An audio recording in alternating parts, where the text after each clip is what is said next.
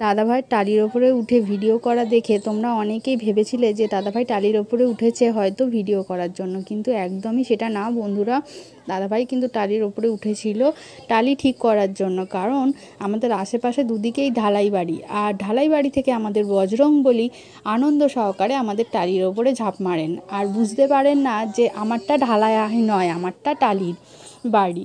তো যাই হোক, কিছু করার নেই, টালিটা ভেঙে গিয়েছিলো। আর বৃষ্টি হচ্ছিলো যখন, এতটাই জল পড়ছিলো, তোমরা তো জানো আমার বাড়িতে জল পড়ে, তো সেই টালিগুলোই ঠিক করতেও বারবার ওঠে, আর কখনো ভিডিও করা হয়নি। এবারে ভাবলাম একটা ভিডিও করি, চারিদিকে জল পড়ছিলো জানো তো, তাই একটা প্লাস্টিক আমার কাছে চাইলো, তোমরা দেখেছো আমি হাত বাড়িয়ে ওকে প্লাস্টিকটা দিয়েছি।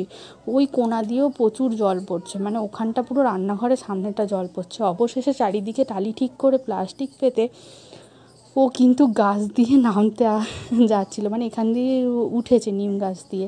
আর বৃষ্টি হওয়ার কারণে এতটাই শ্যাওলা হয়ে গেছে, যে এতটাই স্লিপ হয়ে গেছে যে ও ভীষণই ভয় পাচ্ছিল নামতে। আমারও ভয় লাগছিল যে ও কীভাবে নামবে। ও দেখবে একটা ভিডিওতে বলেছে গাছে উঠতে পারে নামতে পারে না, সত্যি ও কিন্তু গাছে উঠতে পারে, নামতেও ভীষণই ভয় পায়। যাই হোক, স্টেপগুলো ভালোই ছিল, মানে গাছটা আমাদের অনেকটাই হেল্প করেছে ওকে নামতে। গাছটা যদি এরকম না হতো আমাদের টালির ওপরে ওঠাটা ভীষণই টাফ ছিল। অবশেষে ও কিন্তু গাছ থেকে নামছে, মানে নেমে পড়েছে অনেকটাই। তো এরকম ধরনের ভিডিওগুলো তোমাদের কেমন লাগছে তোমরা অবশ্যই জানাবে।